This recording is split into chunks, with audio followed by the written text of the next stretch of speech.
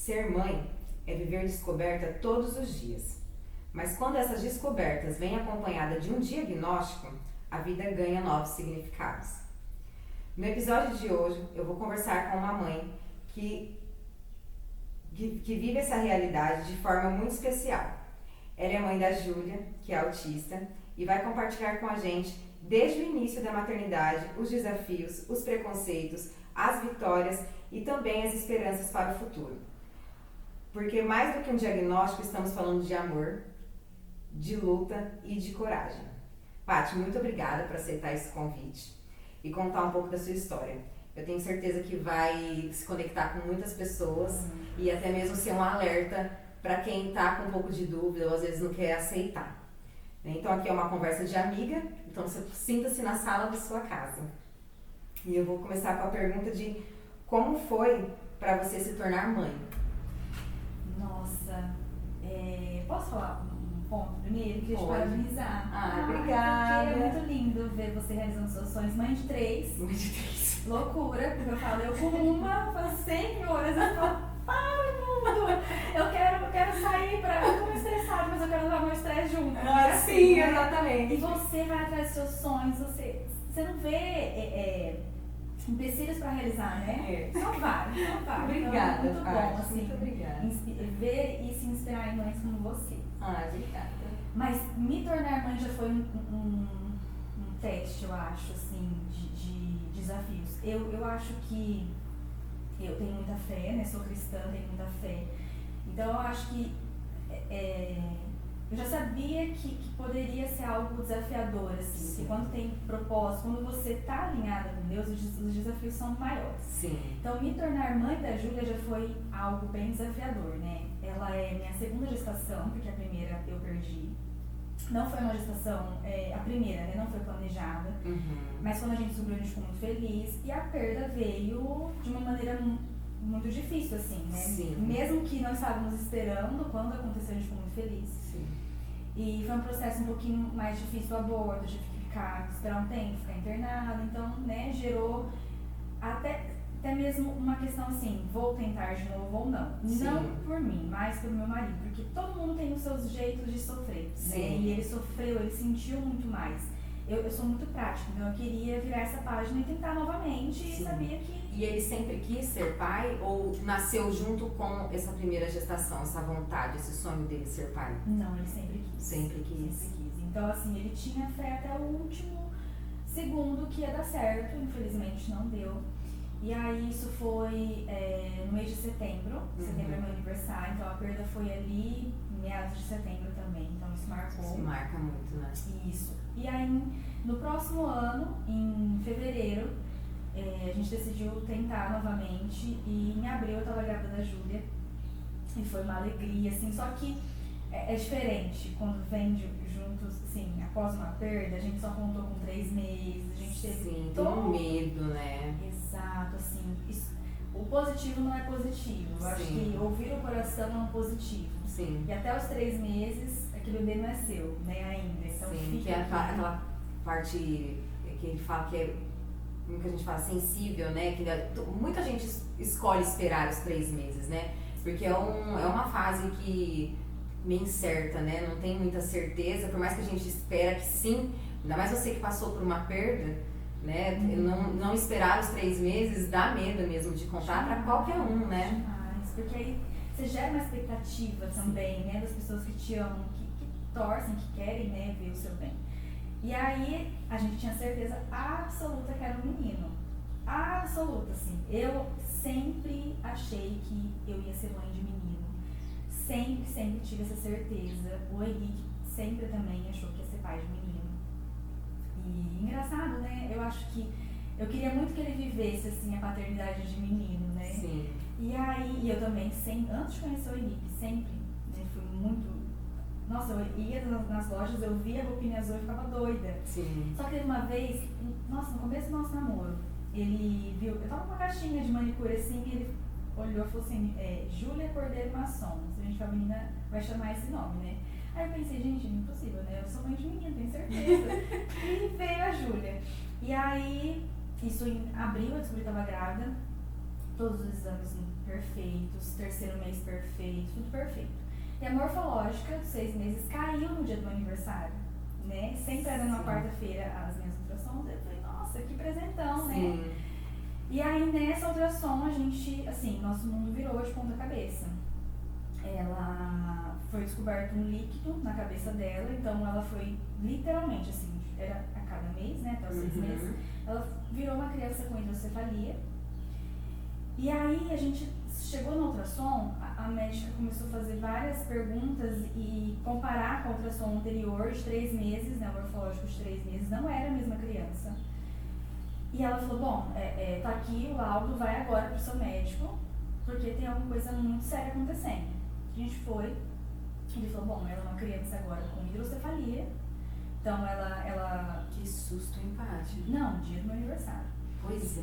Seguinte, a gente tem que descartar as possibilidades. Ou esse líquido passa no coração e passa pela coluna. Então, ou a coluna ou o coração dela tá com problema. Você não vai até o fim da sua gravidez, a gente vai ter que tirar ela antes. Agora você vai ter que fazer ultrassom semanalmente. Não podemos mais deixar esse líquido passar nesse limite que ele tá. Porque a gente vai ter que tirar ela, colocar uma válvula na cabeça dela para drenar esse líquido. E aí a gente já fez no mesmo dia um exame do coração dela e da coluna. Fiz exame de rubéola, que era uma das possibilidades, e não tinha nada. Por que esse líquido estava lá? Ninguém soube.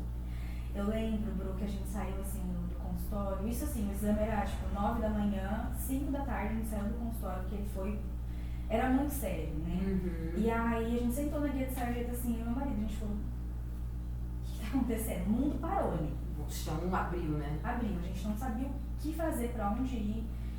E a gente buscou, primeiro assim, né? O que a gente pensou? Vamos buscar a fé, que é o nosso maior recurso. Segundo, a gente não está entendendo o que está acontecendo ainda, então a gente não quis abrir para a família. Sim. Porque a gente não sabia nem o que estava acontecendo. Exatamente. E não ouvi perguntas que nem vocês sabiam responder. Exato. Né? E a gente, ali naquele momento, a gente decidiu seguir o que Deus pedisse para a gente fazer. Só que aí, talvez, eu não julgo, talvez a nossa família, a gente contando isso, por preocupação, eles poderiam começar a pesquisar algumas coisas e nos trazer algumas informações que poderiam nos confundir, mas eu acho que a maior decisão foi poupar eles daquele sofrimento que a gente estava sentindo. Sim. E ter fé. Isso foi no dia do meu aniversário.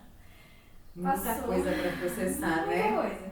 Passou, chegou outubro, tinha uma conferência na minha igreja. Isso assim, semanalmente a gente fazendo ultrassom e o líquido ali. Tipo, não era uma mentira, não foi um erro, né? Chegamos no mês de outubro, teve uma conferência na minha igreja,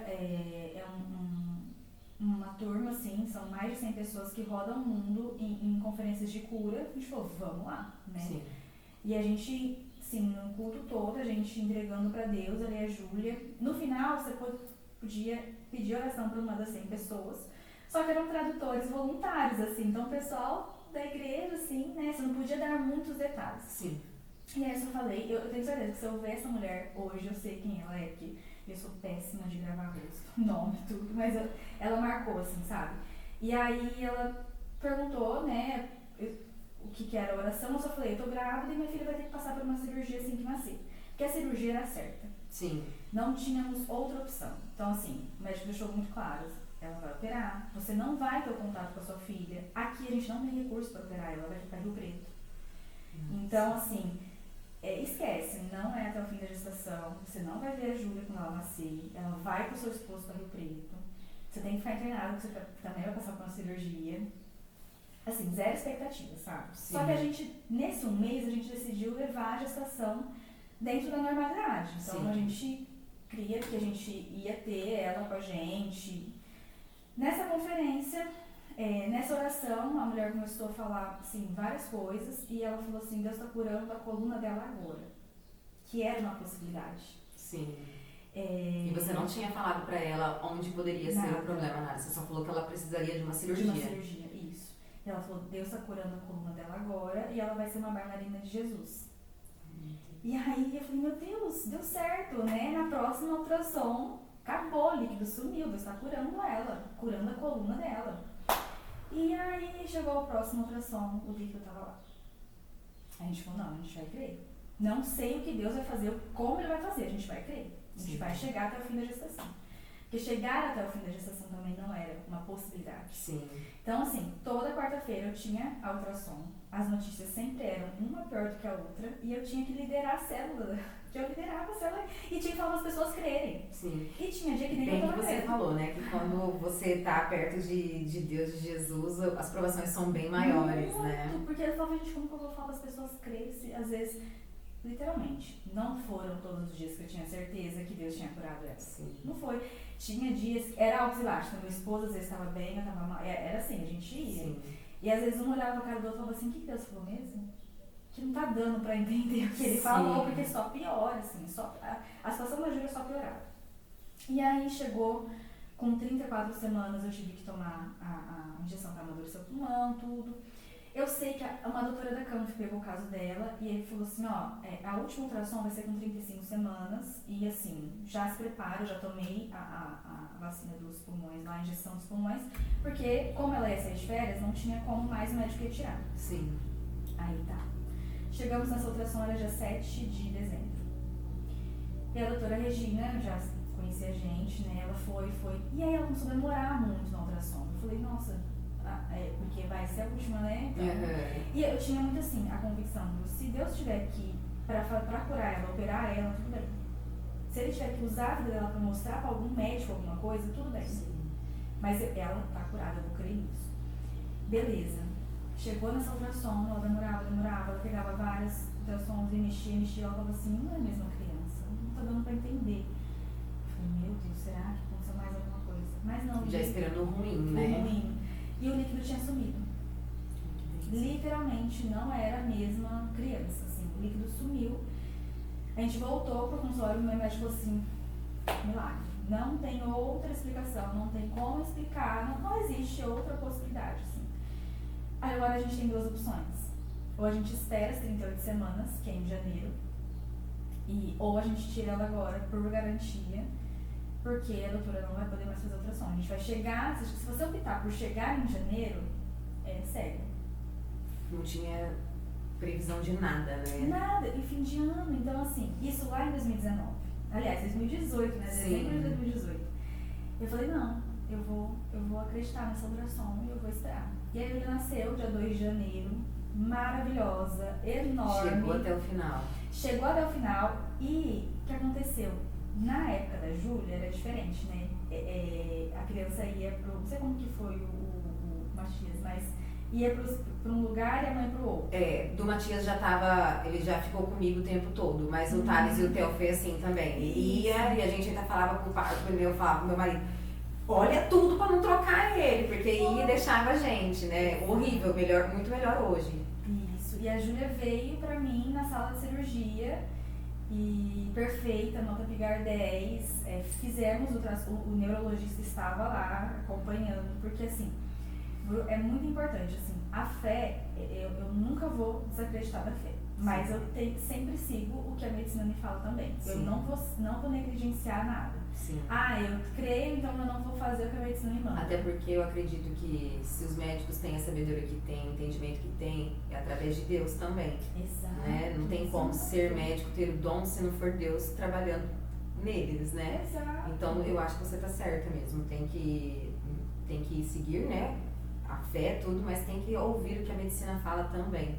Isso, e aí foi dessa maneira que eu me tornei mãe, assim, foi, eu acho que tudo gera um valor maior.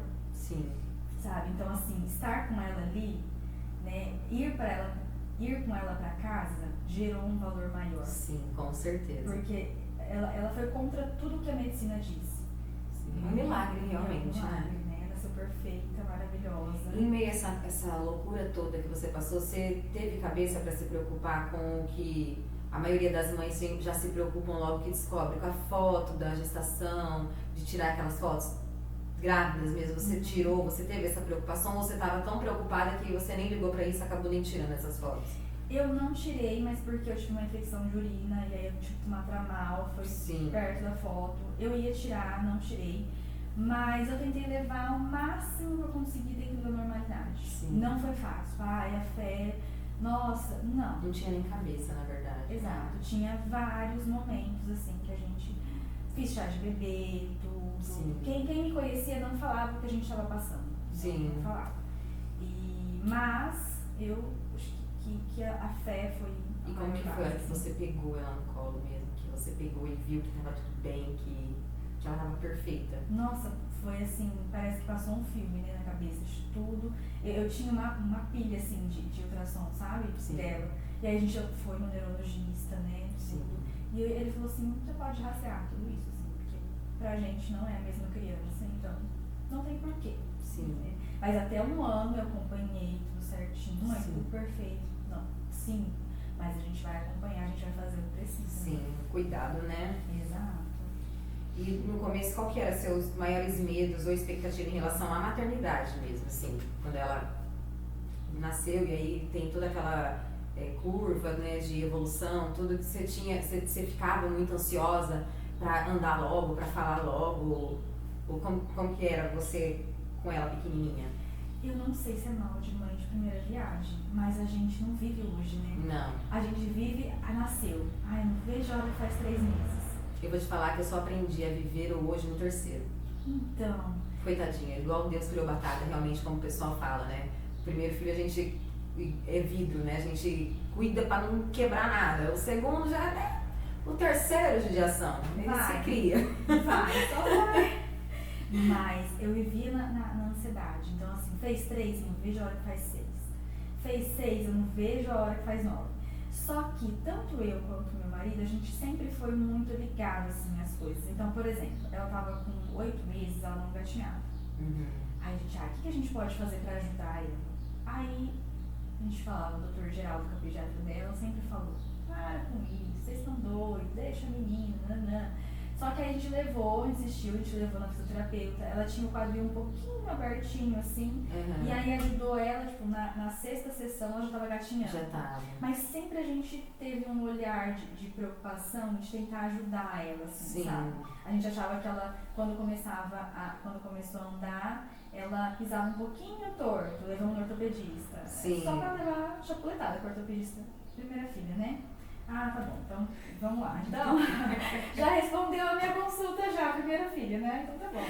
Mas eu acho que mal de mãe, assim, entre aspas, né? A gente sempre vive na ansiedade, eu sempre estava preocupada com depois. Sim. Mas eu acho que eu sou assim pra tudo. Ah, mas eu acho que é um pouco de mãe, eu acho que todas é assim, parte. Eu acho, porque todo mundo que você conversa é sempre assim. Mas, na verdade, eu falo por mim, você ainda olhava querendo ajudar ela a atingir aquele objetivo mais rápido. O meu olhar, não sei se por imaturidade, porque eu fui mãe muito nova também, eu comparava muito com o filho dos outros. Eu cobrava muito do Tatá, mas de ficar comparando mesmo, não era a preocupação, mas eu acho que eu cobrava demais dele, tadinho. E ele só tinha 8 meses, porque Tatá demorou pra andar também, engatinhar. Thales, Theo, eu falo também porque o Thales, o Theo e o Matias, andou tudo depois de 1 ano. 1 ano e 3, 1 ano e 4, 1 ano e 5. Então eu cobrava muito, mas mais em sentido de comparação mesmo, sabe? A Júlia, ela tem vários vídeos assim dela gatinhando. Eu falava assim, Júlia, anda, ela fazia assim. Então, o não era Nine. Ai, que bonitinho.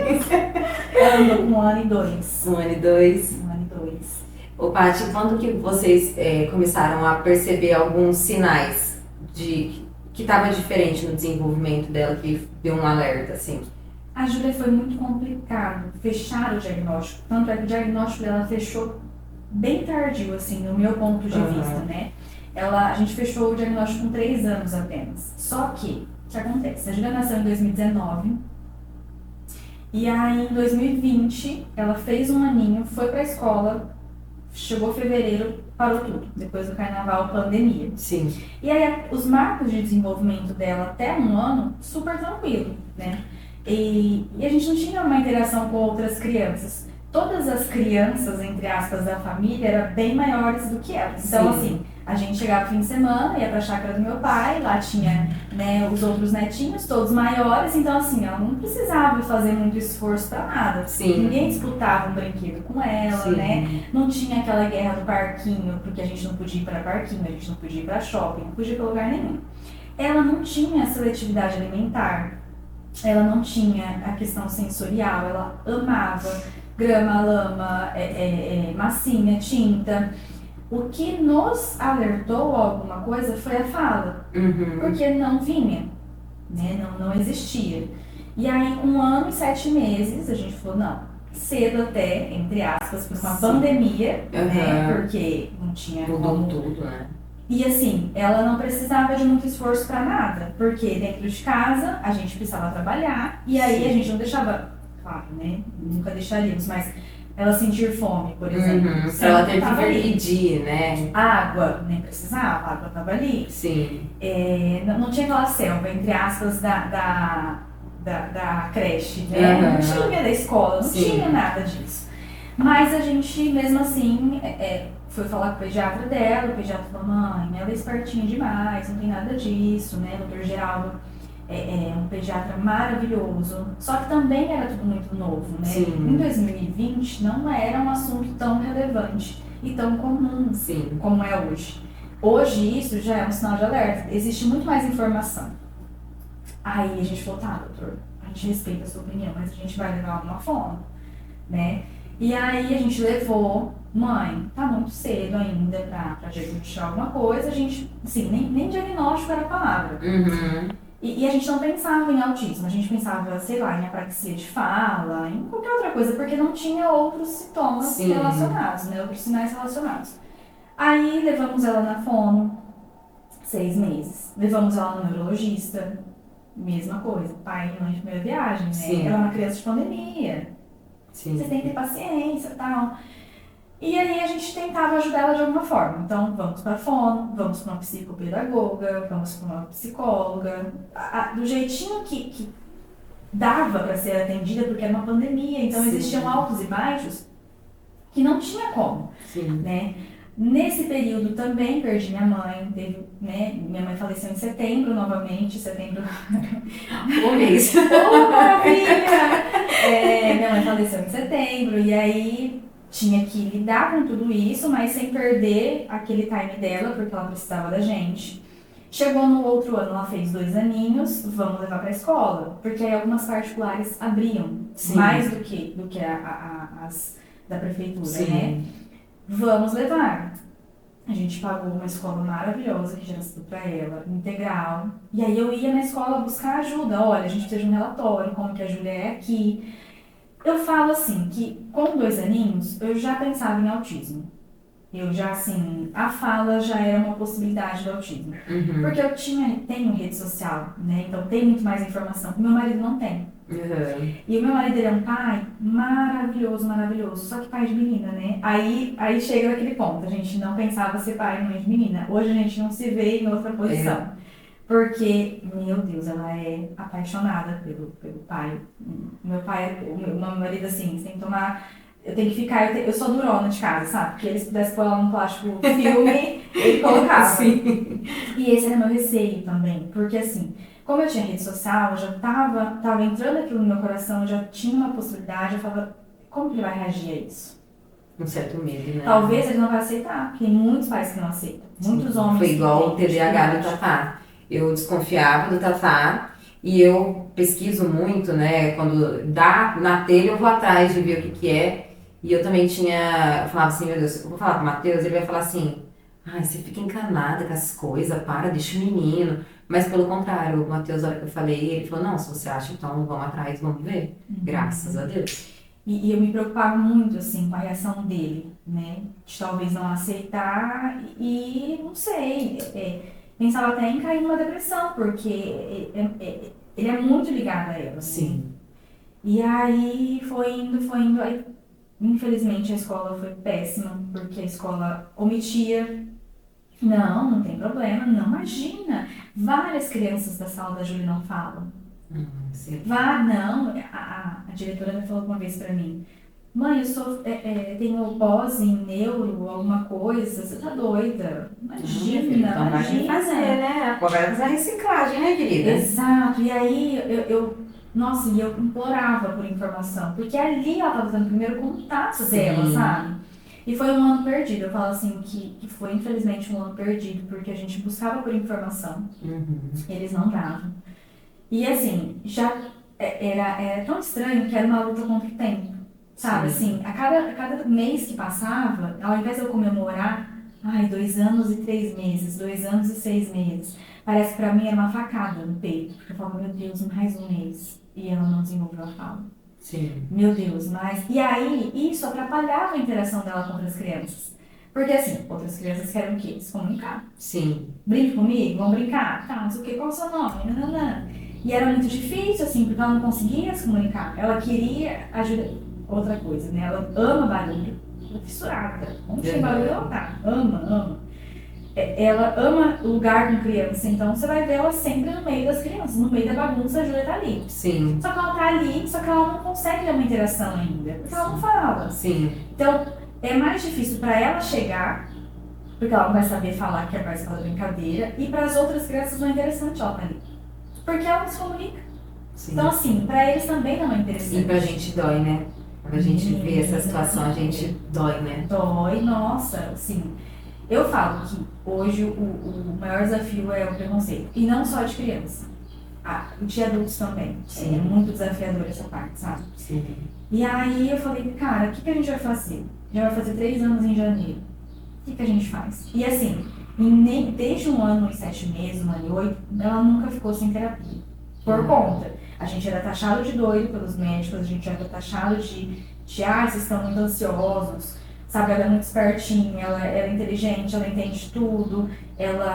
Imagina, ela sempre, a Júlia não tinha questão, até hoje, privação de sono, agitação, nada, Sim. né? Então, assim, era muito desafiador também para eles. Sim. Mas... Porque antes era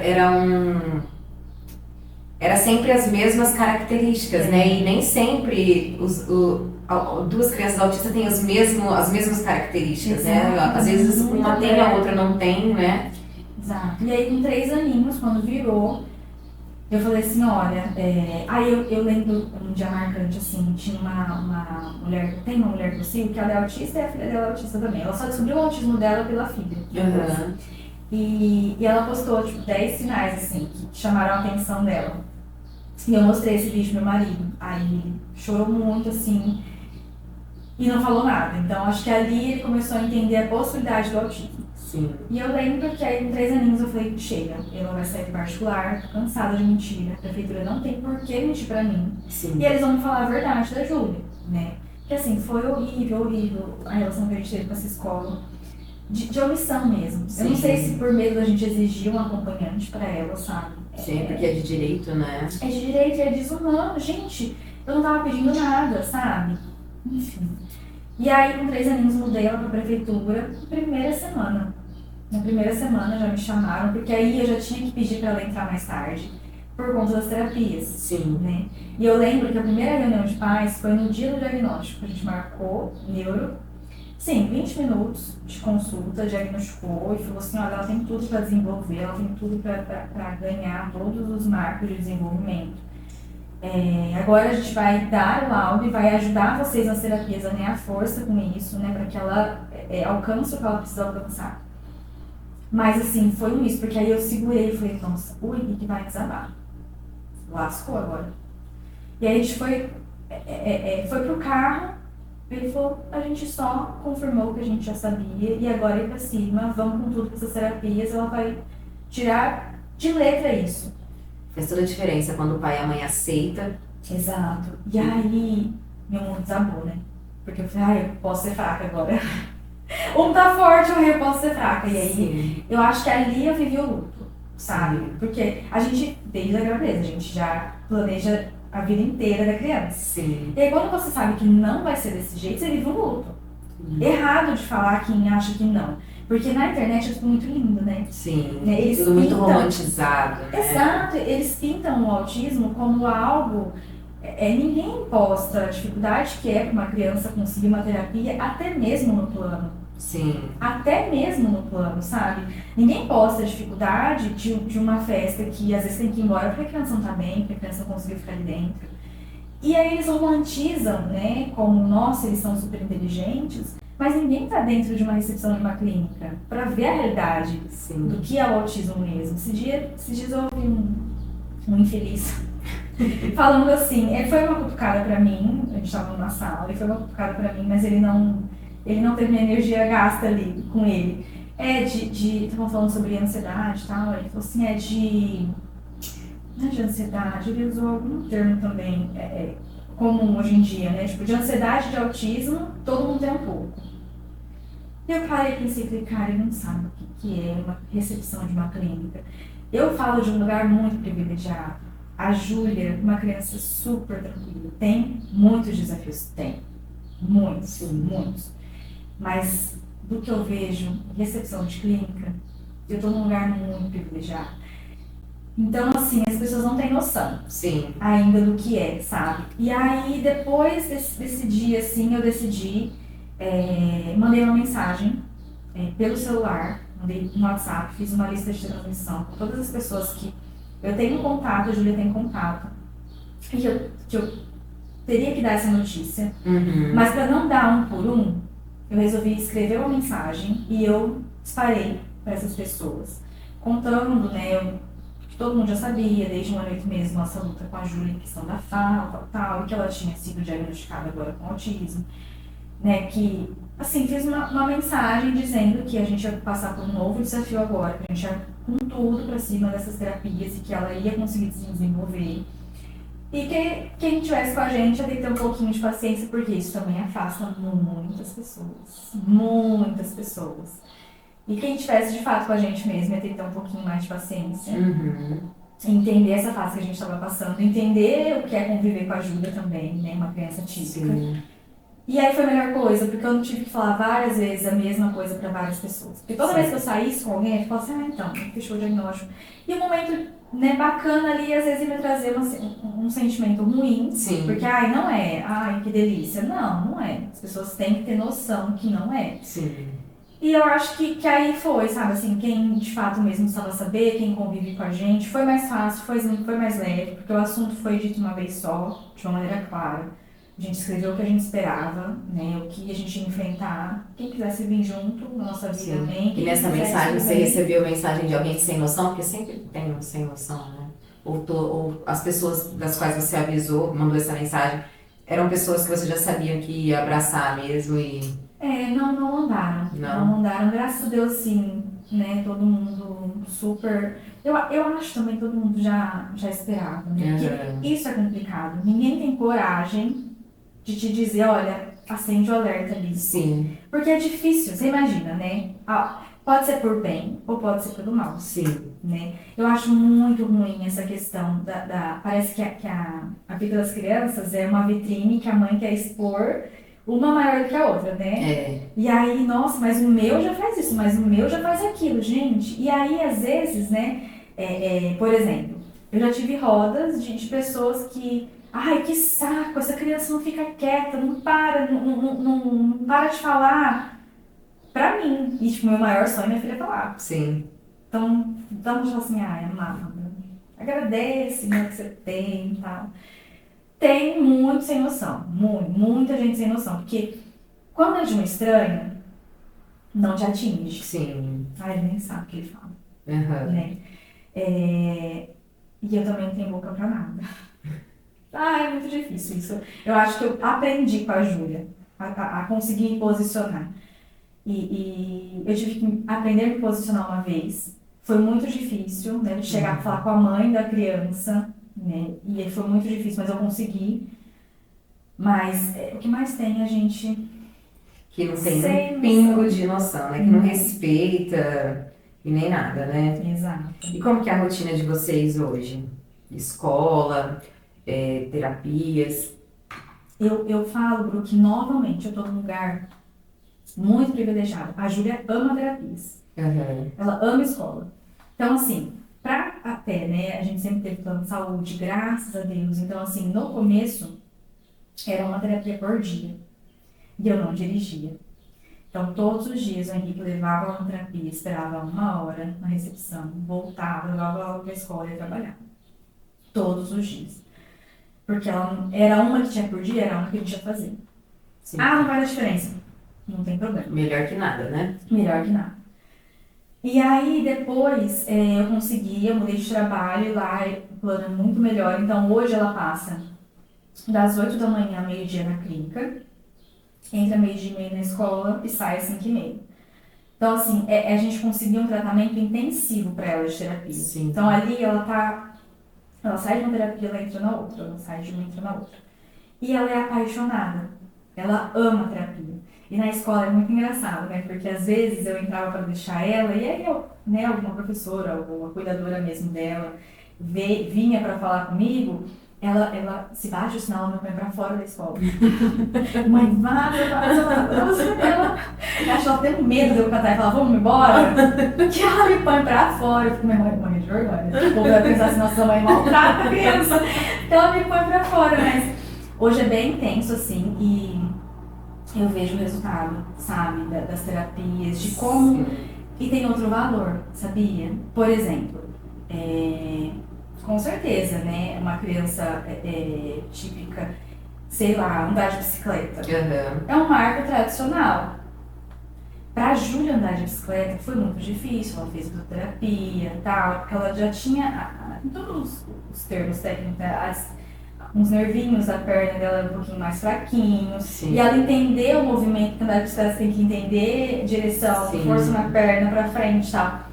Quando ela começou a andar de bicicleta, foi tipo Copa do Mundo, assim, sabe? Sim. É louco, porque tudo dela, tudo. Se a Júlia mexe algum parafuso que ela conquiste, pra gente é algo, assim, milagre. Sim. Pra gente incrível, né? É pra incrível. comemorar mesmo, né? Exato. E eu aprendo muito com a Júlia. Essa questão da bicicleta é muito interessante. Acho que o sonho dela era andar de bicicleta. E ela via uma criança andar de bicicleta, ela ficava louca, ela ficava fascinada. E ela comemorava tanto uma criança andando de bicicleta, tipo, você conseguiu, você tá andando de bicicleta. Ela ficava tão feliz de ver a outra criança andando de bicicleta. Sim. E eu olhava aquilo e falava, gente, olha que tapa na minha cara, né? Ela não consegue. E ela comemora que o outro consegue. A gente aprende o tempo todo com isso. Eu falo, né? caramba, como que ela... Porque muitas vezes a gente vê alguém conquistando alguma coisa na vida e fala, nossa, queria, né? O que será que ele tá fazendo? Ah, nem merecia, né? Exato. Nem tá merecendo tanto. Tá lá, ó, andando de bicicleta. Aí vem uma criança. Gente, e quando ela andou de bicicleta, foi uma felicidade tão grande pra ela e pra gente, que nem ela acreditava, falava, né? E ela andava no meio das crianças assim, falava, gente, olha que lição. Será que eu tô também olhando pros meus sonhos que os outros estão conquistando com a mesma pureza que ela tá? Porque de tanto ela comemorar o sonho dos outros, a conquista dos outros, ela conquistou dela. E aí, eu falei, meu Deus, mas hoje a rotina dela é bem puxada. Sim. Eu tirei a segunda-feira da terapia dela, mas coloquei natação, né? A gente tira uma coisa e põe outra, mas assim, ela ama. Mas pelo governo, assim, essas coisas, você nunca foi atrás de ver se conseguia mais terapias sem ser pelo plano, você nunca foi atrás, porque sempre teve o plano, né? Eu acho assim, eu achava injusto, né? Tirar às vezes a vaga de uma criança que não tem plano. Sim. Pra pôr a Júlia. Então, não, sempre, mas assim, com luta, viu? Né? Teve uma vez que eu gritava assim no telefone, eu falava assim, moça, eu não tô pedindo algum silicone. Eu tô pedindo terapia pra minha filha. Sim. O que eu mais sonho na minha vida é ligar pra você e falar assim, a Júlia não precisa de terapia. Sabe, eu sei que a moça não tem nada a ver com a história, Sim. né, atendente. Mas eu falei, gente, é uma humilhação tão grande, porque assim, é custo, né? Sim. Infelizmente é custo. Infelizmente, mas quem escolheu ter um plano de saúde para administrar tem que saber que é assim, né? E hoje em dia tem diagnóstico, né? Antigamente não tinha. Então, hoje em dia, com todos os estudos, com todo o conhecimento, eles têm que estar preparados também, porque tem muita criança, não é só o autismo, tem o TDAH, tem as outras, né, as outras coisas que, né, o meu filho tem TDAH. Eu não tenho, já vi, né, a respeito de, tipo assim, ele tem direito a mais 2 horas de prova, se necessário. Eu nunca senti que o Thales precisasse disso, e eu também não acho, como você disse, não acho justo, né, porque teve o plano, tirar né, de alguém. Eu não acho que seria bom pra ele eu ficar falando pra ele, não, você tem direito a mais 2 horas, então vou pedir porque é direito seu. Eu não acho que ele tem que se esconder atrás do TDAH dele e criar uma certa preguiça. Se ele tá dando conta no tempo dos outros alunos, eu vou deixar, na hora que eu ver que tá prejudicando ele, e aí eu vou atrás. Mas hoje em dia, todas essas, não sei, é condição a palavra? Não sei se é essa a condição, tem alguma coisa que é de direito deles. Exato. E tem que ir atrás, né? Seja pelo governo ou seja pelo plano, eles têm que fornecer, não tem como, né? Hoje a Júlia tem a cuidadora pela prefeitura, né? Então, assim, ela conquistou uma cuidadora, o diagnóstico veio em janeiro, o diagnóstico foi em janeiro, em fevereiro, fevereiro ali, com 3 aninhos, e ela conseguiu a cuidadora em setembro, e aí foi uma cuidadora, assim, nossa, maravilhosa, ela pegou a Júlia, assim, como filha, sabe? Sim. E, nossa, meu coração ficava em paz, assim, com ela. E aí agora, depois de 2 anos, ela teve que mudar de escola, porque ela foi pra primeira série. E aí mudou a cuidadora. E não consegue levar a cuidadora, né? Tem uma conhecida minha que também, o filho se adaptou muito à cuidadora e ia trocar de escola e não podia ser a mesma pessoa, e ela tava super preocupada. É, porque tem crianças que têm muita dificuldade, né? A Júlia, minha filha, você fez 2 carinhos na cabeça dela. Olha, sábado a gente foi no dentista, o dentista brincou ali com ela 1 minuto e meio. Ela estava no colo da dentista, mandando a dentista fazer ela dormir. Que bonitinho. Ela já foi na padeira pelos outros dentistas, ela é muito assim, ela é muito fácil de lidar. Sim. Mas o meu receio nem era com ela, porque eu sabia que ela ia estar bem. Meu receio era com a pessoa. Sim. Porque tem que ter amor, não é fácil. Não é ali só pelo dinheiro, né? Pela vaga que sai. Exatamente. São pessoas assim, claro, né, que eu sou imensamente grata, mas são pessoas que não têm uma faculdade, não têm, né, às vezes nem tem um curso para saber como lidar com essas crianças, né? Sim. E novamente, eu falo de um lugar de muito privilégio, porque a Júlia é muito fácil de lidar, ela ama estar naquele ambiente, Sim. mas tem crianças que não. A minha realidade, assim, de recepção de clínica é de crianças que saem do carro arrastadas, no chão, literalmente. De crianças que a mãe não consegue, porque elas são literalmente agressivas, elas entram em crise. E aí, assim, você fala, meu Deus, como que essa mãe tem psicológico? Como essa mãe consegue se olhar como pessoa? Sim. Né? Porque não tem como falar assim, fica aqui com o meu filho que eu vou ali fazer uma unha. Sim. Não dá, não tem como. Muitas vezes se anula, né? Exatamente. Porque não tem como, a gente é mãe, né? Por mais que as pessoas falam assim, você não tem que ser forte o tempo todo. Realmente, a gente não tem que ser forte o tempo todo. Mas a gente vê o filho que precisa da gente, né? Seja com autismo, seja com TDAH, seja doente mesmo de saúde, como que você desaba junto? Às vezes seu filho tá esperando ver força em você realmente. Eu me dou o luxo de quando meus filhos ficam doentes, se eu tiver que chorar, eu choro, escondido deles, porque eu choro. Porque a gente não consegue, né, ser forte o tempo inteiro. Eu imagino, porque tem graus, né, no autismo, né? Isso. E é muito desafiador. Eu vejo, assim, cenários e que eu falo assim, o que essa mãe pensa do futuro, será, né? Sim. O que será que passa na cabeça? Se na minha cabeça já passa, imagina a cabeça da mãe dessa criança, assim, sabe? Sim. Mas é desafiador. Você tem rede de apoio? Eu tenho meu pai, a esposa do meu pai, meu Deus, a Júlia é fascinada neles. A minha irmã, maravilhosa, meu cunhado, meu Deus, assim, hoje eu moro no Birigui, do lado do meu pai, né, e da esposa dele, que, assim, eu deixo de olho fechado. Sim. Porque ajuda muito, Quando eu morava aqui em Aracatuba, não tinha. Era mais difícil. Eu tinha eles, sempre tive eles. Sim. Mas você pensa, né, minha irmã mora em Bilac, meu pai morava em Birigui. Como que era mais difícil? Então, sempre a gente fazia tudo com ajuda. Hoje, e se eu fosse fazer alguma coisa que eu tinha que deixar em Birigui e voltar pra cá pra fazer um negócio, pra ir lá buscar, já dificultava um pouco. Sim. Mas hoje não, hoje minha rede de apoio tá bem melhor, assim. Tanto é que agora, 5 de setembro, eu tô indo viajar a trabalho, vou ficar 10 dias fora. O coração tá na boca.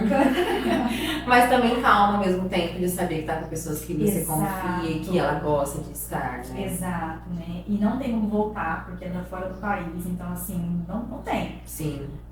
Deu uma dor de barriga, vai ter que dar. Só que aí, meu coração tá muito mais em paz, porque eu sei que aqui, né, tem uma rede de apoio que vai estar com ela. Sim. Porque eu também preciso pensar em mim, eu também preciso pensar na minha vida profissional, porque tudo gira em torno do filho. Tudo. Sim. Eu querer ser uma boa profissional, ter uma carreira profissional, é por ela. Sim. Né? Eu estou indo viajar por ela. Coração na mão, sim, mas por ela. Mas é por ela. Porque eu quero que ela olhe pra mim e tenha orgulho. Pô, minha mãe estudou, minha mãe teve uma profissão, minha mãe nunca parou, sabe? Porque a gente tem, não só eu, e eu nunca me coloquei no lugar de vitimismo, mas não só eu, todo mundo tem uma bagagem que pode falar assim, não quero mais nada porque eu tô com esse BO aqui, ó. Sim. Não dá, não consigo, é muito pra mim. Mas, pô, ela olhar pra mim e falar assim, não, minha mãe seguiu, minha mãe foi em frente, então Sim. é isso que eu vou fazer. Exatamente. Minha mãe tinha motivos pra desistir e não desistiu, né? Exato. Porque todo mundo tem, é o que você falou, todo mundo tem alguma coisa que fale, não quero mais, pra mim já chega. E a minha irmã ontem falou, desistir não é uma opção. Então você tem que dar um jeito de sacudir a poeira e fazer. E você falou realmente, é tudo pelos filhos, né? Tudo. Ah, eu quero ser uma profissional melhor, tá? Mas é pelos filhos. Pelos filhos, é pra dar uma vida melhor pra eles também, né?